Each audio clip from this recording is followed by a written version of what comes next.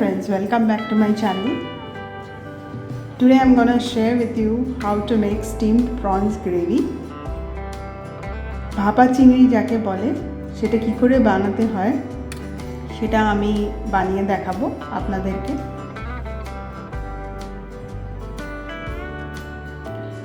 এটা খুবই কম তেলে হয়ে যায়, খুবই টেস্টি হয় আর খুবই সুস্বাদু, খুবই healthy.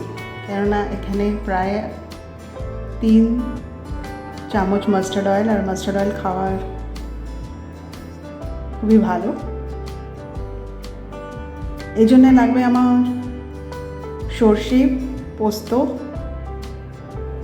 Grated coconut, mustard oil, mainly shrimps অথবা প্রনস। এটা আমি এখানে লিশিয়াসের প্রনস শ্রিম্পস ইউজ করেছি।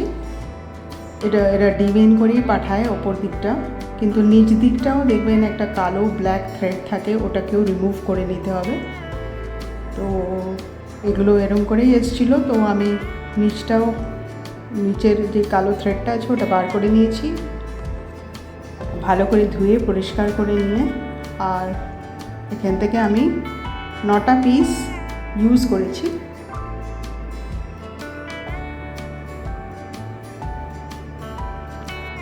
তো মাথা আর পা দুটোই ছাড়িয়ে নেবেন, তাহলে খুবই টেস্টি হবে, নাহলে গন্ধ বেরোবে। আর আমি ইউজ করব এখানে ফ্যাটানো টক দই।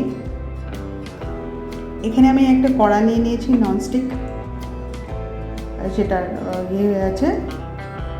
আর এখানে জল দিয়ে ভাপাতে হবে, একটা স্ট্যান্ডও আমি দেব।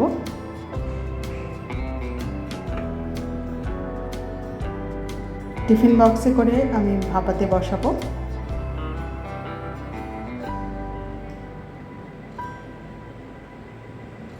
এটা হচ্ছে চিংড়ি মাছ। চিংড়ি মাছে আমি এখানে ফ্যাটানো দইটা অলরেডি দিয়ে দিয়েছি, আর সর্ষে পোস্ত অ্যাড করে দিয়েছি। আমি কালো সর্ষে আর হলুদ সর্ষে সমপরিমাণে নিয়েছি, আর পোস্তও নিয়ে নিয়েছি। তো 9টা জন্যে কতটা লাগবে সেটা কোয়ান্টিটি আপনারা ডিসাইড করে দেবেন। টিফিন বক্সে মাস্টার্ড অয়েল লাগিয়ে রাখতে হবে। আমি হলুদ ইউজ করব, অল্প একটু লঙ্কা গুঁড়ো ইউজ করব, একটু সুগার ফ্রি ইউজ করব চিনির বদলে। মাস্টার্ড অয়েল ইউজ করব এই লাল যে চামচটা আছে সেটা দিয়ে আমি 2 চামচ ওটা ম্যারিনেট করার সময় ইউজ করব, আর 1 চামচ লাগিয়ে তারপরে ওই পুরো মিক্সচারটা দেব। এটা হচ্ছে গ্রেটেড কোকোনাট, যেটাও আপনাকে অ্যাড করে নিতে হবে।